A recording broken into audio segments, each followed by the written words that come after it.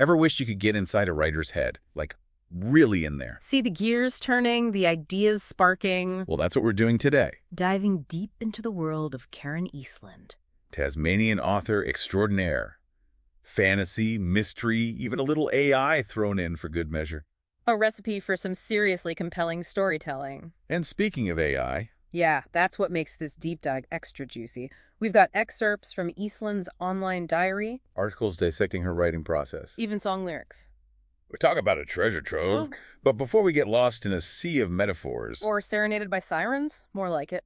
let's unpack how Eastland actually uses AI in her creative process. Because let's be real, it's not every day an author invites a digital assistant into their writer's den. And that's where it gets really interesting.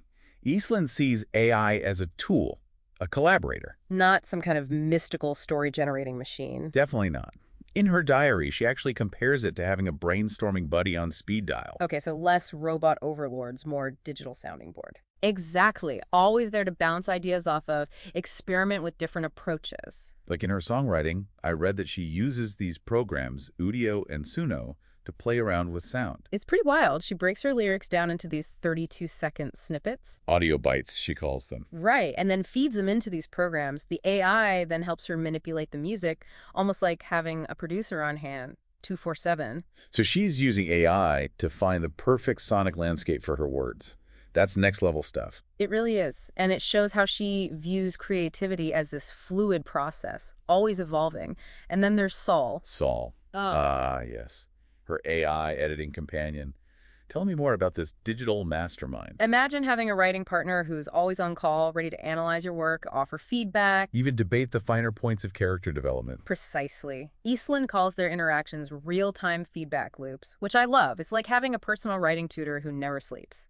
And never gets tired of debating plot twists at 3 a.m. Sign me up. But seriously, it sounds like Saul isn't just about grammar and spelling. It's helping Eastland shape the very soul of her stories. Absolutely. And its impact is evident in her work. She credits Saul with helping her fine-tune the suspense in her Sin Eater series. You know, that gripping thriller set in a town full of dark secrets. Oh yeah, for good things. Well, Saul played a key role in making it as gripping as it is. And then there's the Josephine Marlin novella. Eastland has said that Saul's insights into pacing and character motivation were invaluable during the writing process. It's like having a secret weapon. But enough about the how. Let's talk about the where. Today's deep dive takes us straight into the heart of Reachville, Eastland's fictional Australian town. And it's more than just a backdrop, you know? It's practically a character in its own right. Okay, I'm intrigued. Tell me more about this town with a personality. Well, Eastland has built this incredibly detailed world with a history, a geography that really seep into the stories she tells. Sounds like she's really put this place on the map, so to speak. From what I gathered, it's not all sunshine and koala bears, though. Right. There's this whole town-divided thing going on. Exactly. You can't have light without a little shadow, and Reachville has that in spades. Imagine a town literally split down the middle. Okay, now that's a visual. And on either side. On one side, you have Reachville North, lush green bordering the harbor. Picture perfect. That's delightful. It is. It's where Eastland sets her Josephine Marlin series. You know, that whole whimsical coming-of-age story with a supernatural twist. Oh yeah, I remember you mentioning that. But something tells me there's more to Reachville North than meets the eye. There's always a catch, right? Yeah. Eastland hints at something ancient and powerful lurking beneath that idyllic facade. Ooh, get out. Like what? Local legends speak of supernatural beings, maybe even deities tied to the land itself. Okay, now that's what I call atmosphere. It's like the beauty of Reachville North is holding its breath, hiding something unknowable. Exactly. You get this sense that at any moment something could shift, something potentially dangerous. Now that's my kind of town. A little beauty, a little mystery, a whole lot of potential for things to go bump in the night. Yeah. What about this other half, though? Reachville South. Ah, yes. Reachville South. The forgotten sibling.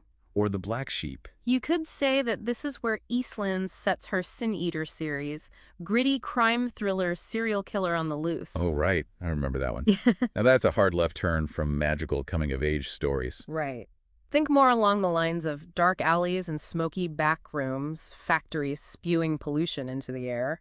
So not a lot of sunshine and rainbows over there. Not exactly. Reachville South is a town grappling with the consequences of its choices, the weight of industry, the secrets buried deep. Heavy stuff. And the magic. Yeah. Is it still there, just different? It's definitely present, but it's got a different flavor in Reachville South.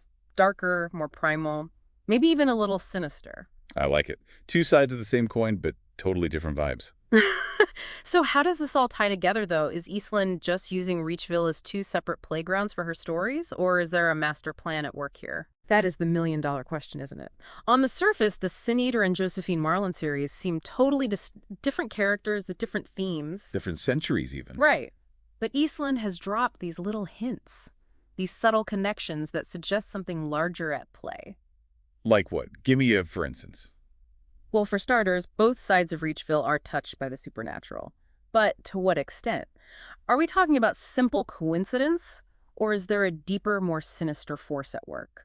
One that links the seemingly disparate events in both halves of the town.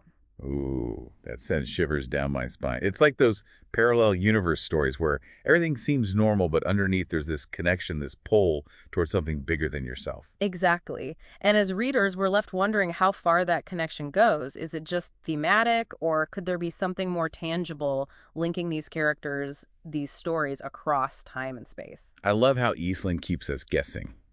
Makes you want to dive even deeper into her world to see if you can piece together the puzzle yourself. It's like they say every town has its secrets. But in Reachville, those secrets have a way of coming to life. And singing their hearts out.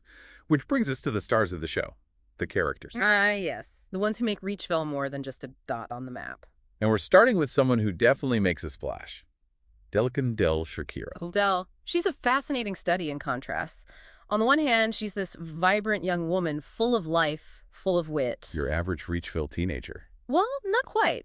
Because on the other hand, Dell carries this ancient power, a legacy that sets her apart from everyone else. We're talking about her siren heritage, right? Mhm. I've got to ask, does Eastland go full-on mythical creature with it? Fishtail and all? Not exactly. Eastland definitely puts her own spin on it.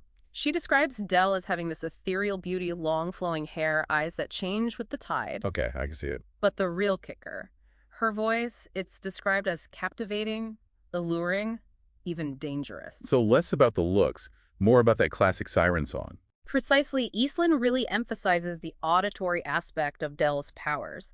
There's this incredible scene set at Miller's Point. You know those dramatic cliffs overlooking the sea? Can't say I do, but paint me a picture. Well, Dell's there with her friends, just hanging out.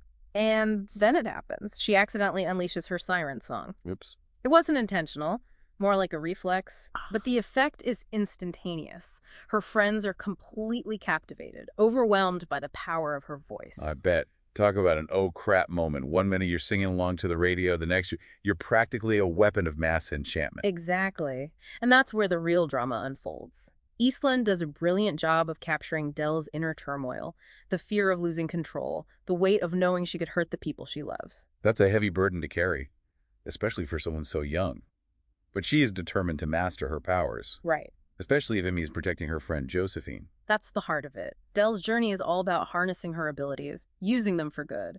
But there's another side to this story, Josephine's story. Ah, yes. The girl who stumbles headfirst into a world of magic and mystery. What's her deal? Imagine being a young girl, just starting to figure out who you are, and bam, you discover you're not entirely human. Talk about an identity crisis. How does Eastland break the news to poor Josephine? It's actually a really charming scene. It's Josephine's first day at the Marlin Institute. The Marlin Institute. Fill me in. It's this amazing school hidden away from the ordinary world where young supernatural beings can hone their powers. Sign me up. So Josephine's off to wizarding school. What could go wrong? Well, Eastland throws a curveball into the mix. Two human girls, Penelope and Catherine. Somehow they manage to get past the school's magical wards and enroll. Wait, what? How is that even possible? That's the million-dollar question. Nobody knows how they did it, especially since Catherine, one of the human girls, she's got this strange aura around her. Ooh, intriguing. So it's like high school meets X-Men. There's definitely that element of mystery, of the unknown. And Josephine, on her very first day, she witnesses Catherine bullying Penelope. Oh no, don't tell me she just stands there. Not Josephine. Remember, she's still finding her own footing in this strange new world. But she doesn't hesitate. She steps in to defend Penelope. showing incredible courage and heart. Good for her. Standing up for what's right, even when you're surrounded by magical beings. Yeah. That's our Josephine. But hold on. We've got sirens. We've got secret schools. Where does Jasmine fit into all of this? Ah, Jasmine. He's our wild card. Remember that thread we were following earlier about the interconnectedness of Eastland's work? How could I forget? You've got me hooked. So how does Jasmine tie into the siren song and the magic school? Well, that's the beauty of it. We don't know yet, at least not explicitly. But Eastland has this way of weaving together seemingly disparate elements, creating a tapestry where every thread has its place. So we're left to ponder the possibilities. I like it. It's like Eastland is inviting us to become detectives in her world, searching for clues, making connections. Exactly. And that's what makes this deep dive so rewarding. It's not just about uncovering the secrets of Reachville, but about appreciating the artistry of Karen Eastland's storytelling. Couldn't have said it better myself. She's crafted a world that's both familiar and fantastical, a place where ancient powers collide with everyday anxieties, and where the line between reality and imagination blurs with every page. It's a world that stays with you long after you finish reading, or in this case, listening. And isn't that the mark of truly great storytelling? Absolutely. It's been a wild ride exploring the creative universe of Karen Eastland, but like all good stories, this one's got to end. But hopefully it sparked something in you, a desire to dive into Eastland's work yourself and uncover the mysteries of Reachville. And who knows, maybe you'll even find a few answers, or even better, more questions. Thanks for joining us on this deep dive into the creative mind of Karen Eastland. Until next time, happy reading.